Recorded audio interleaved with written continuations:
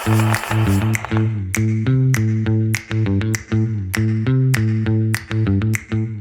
वालेकुम गाइस, क्या हाल है सबके? सब ठीक ठाक हो गया? I hope so. हमारी नई पॉडकास्ट का तो वेलकम। और सूटी भाई क्या हाल है? सब ठीक, जबरदस्त। हाँ भाई, क्या सीन चल रहा है फिर? ETF finally.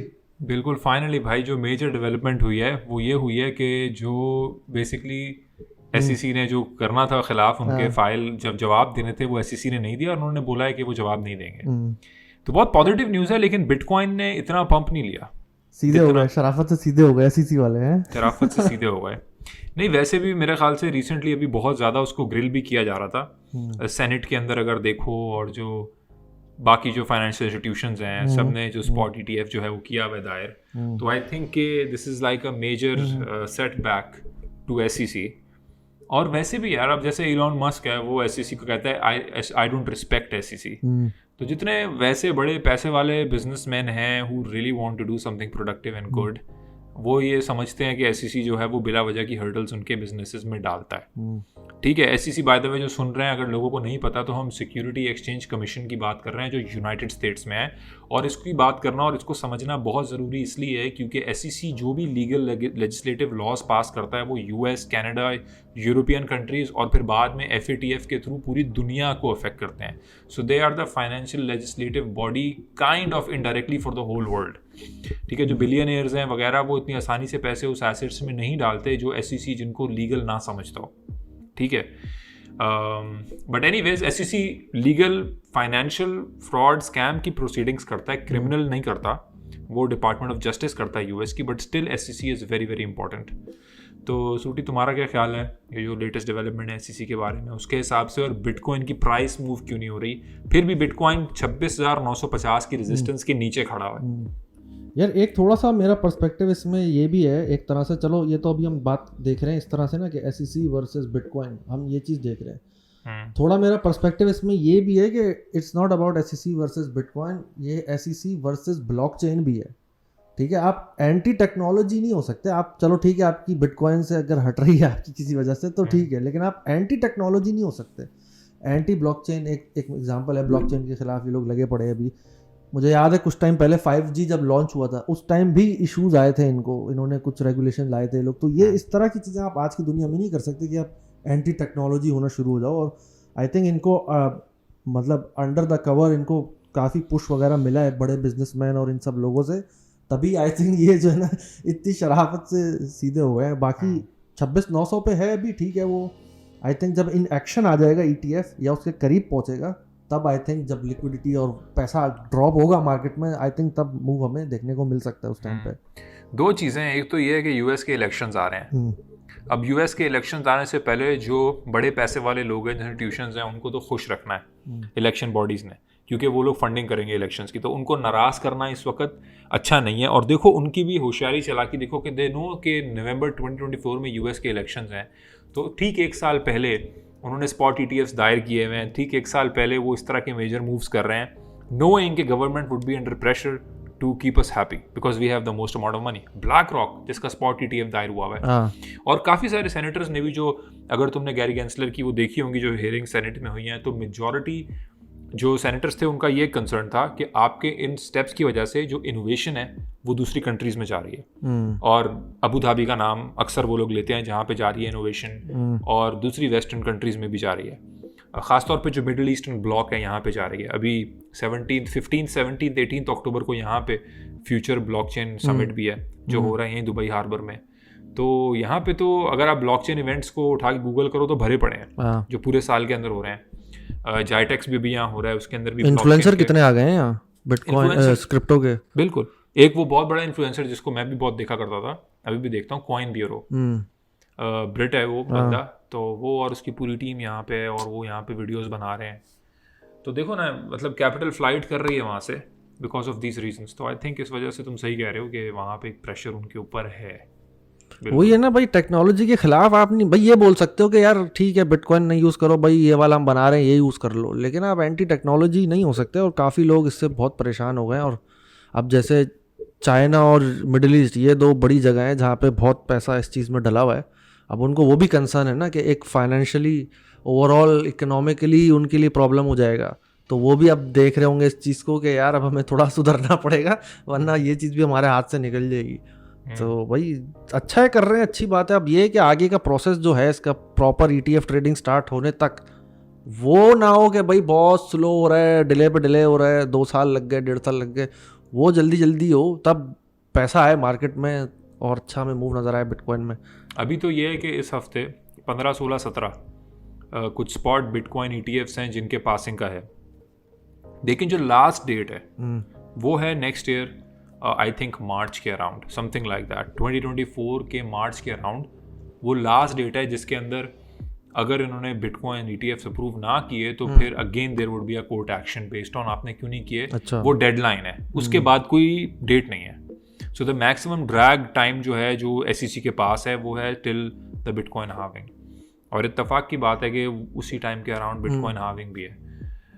तो इन चीज़ों को देखते हुए मुझे ऐसा लगता है कि जो फर्स्ट क्वार्टर है उस टाइम का, that would be the maximum bullish time, जहाँ पे प्राइसेस हमें ऊपर नजर आ रही होंगी और वहाँ पे लोगों को और एंटर कराया जा रहा होगा कि अब तो देखो ETF भी आ गया, एग्जैक्टली, अब तो ये भी हो गया, हार्विंग भी हो गई, तो अब आने वाले पूरे साल में बिटकॉइन जाएगा 1 मिलियन 5 लाख, और वहां से बिटकॉइन डंप होना स्टार्ट होगा दोबारा, और हम एक बॉटम देखेंगे along probably with the whole world seeing a bottom. ऐसा भी हो सकता है। बिल्कुल ये बात सही है, क्योंकि पिछले हफ्ते भी मैंने एक वीडियो बनाई थी कि जो हाफिंग है ना, पिछली जितनी भी हाफिंग हुई है, प्लस माइनस 1-2 महीना लगा लो उस डेट से, क्योंकि डेफिनेट डेट नहीं है ना, वो तो नंबर ऑफ ब्लॉक्स पर डिपेंड करता है।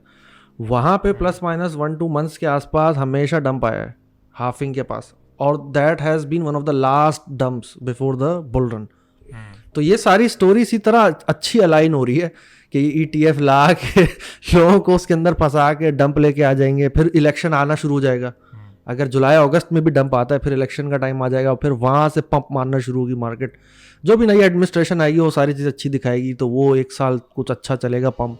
तो ये सारी स्टोरी जो है ना, इस तरह काफ़ी अच्छे तरीके से अलाइन हो रही है अभी। बिल्कुल, क्योंकि देखो अभी की जो एडमिनिस्ट्रेशन है, जो अभी का टाइम है, इसमें तो इन लोगों ने मॉनेटरी टाइटनिंग कर ली। अभी भी CPI डेटा अच्छा नहीं आया, PPI भी डेटा अच्छा नहीं आया, और फेड्स के मिनट्स भी आए हैं कि we will do monetary contraction in the coming time. Bearish हैं अभी भी मार्केट के ये जो फंडामेंटल है मनी मूवमेंट्स के। अब अगर तो अगले साल के एंड में जो है ये इलेक्शन आ रहा है, तब तक हमारे इंटरेस्ट रेट्स बढ़ चुके होंगे, तब तक ये बबल इंटरेस्ट रेट्स का ऑलरेडी इन्फ्लेटेड होगा, कम होना स्टार्ट हो जाए।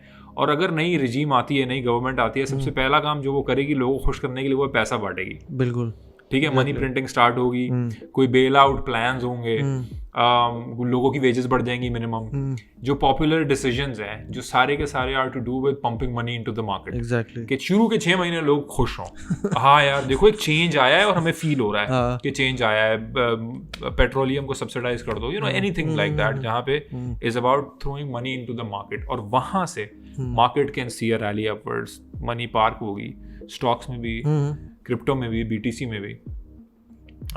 तो ये सीन है या हाँ। तो ये ओवरऑल नैरेटिव जो है ये फॉलो करना ज़रूरी है, और ये अगेन जो है इंटरेस्ट रेट के जो लेवल है उससे भी मैच करता है कि अगर इंटरेस्ट रेट 6 से 12 महीने स्टेबल रह गया तो वो एक टॉप होगा मार्केट में, और ये सब चीज़ें वही इलेक्शन के आसपास हो रही होगी। तो ज़रूरी है कि आज से भाई तैयारी करना ज़रूरी है उसके लिए, क्योंकि लोग क्या कर रहे होते हैं भाई, अच्छा 5 मिनट का चार्ट खोला, अच्छा यार $100 ऊपर चला गया, 50 ऊपर चला गया, भाई बेच दो या ख़रीद लो या जो करना है कर लो। लेकिन ये लॉन्ग टर्म पर्सपेक्टिव सामने रखना बहुत ज़रूरी है कि जैसे भी हमने बात की इलेक्शन नवंबर में, ये पूरा प्रोसेस शायद 2 साल लग जाए, 2.5 साल लग जाए, ये इतना लंबा आउटलुक है मार्केट का जिसकी हम बात कर रहे हैं अभी।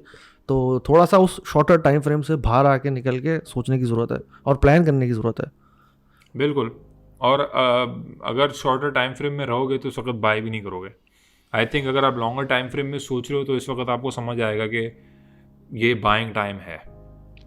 ठीक है, ऑल्ट्स तो बल्कि उन प्राइसेस पे काफ़ी सारे चले गए हैं जिन ऑल्ट्स Exactly. नवंबर में भी नहीं थे। एग्जैक्टली, डॉट 3.6 3.7 चला गया भाई। एग्जैक्टली उस वक्त तो 4 पॉइंट समथिंग था। आई थिंक ये वही है कि जो मार्केट मेकर है ना, वो सब लोगों को बिल्कुल बेजार करना चाह रहा है कि भाई देखो अच्छी न्यूज़ भी आ रही है मार्केट में, ETF की न्यूज़ आ रही है, ये सब हो रहा है, XRP के लिए भी अच्छी न्यूज़ आई थी पहले, लेकिन मूवमेंट नहीं आ रही। मतलब फुल बेजार कर दो लोगों ना कि यार क्या मुसीबत है, कुछ हो क्यों नहीं रहा, और उस टाइम पे जो है ना वो उलट फिर होगा एकदम।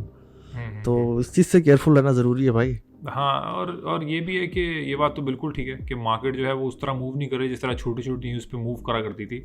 स्ट्रिक्ट कैपिचुलेशन है मार्केट के अंदर, रिटेलर्स फ्रस्ट्रेटेड बैठे हुए हैं। ये बात तो बिल्कुल ठीक है, और ये सेंटिमेंट्स नज़र भी आ रहे होते हैं कि मार्केट के अंदर ही हो रहे हैं। लेकिन जो नए ऑल्ट्स हैं जो 2022 के बाद बने हैं, आए हैं मेन स्ट्रीम में, उनका बुल रन चल रहा है।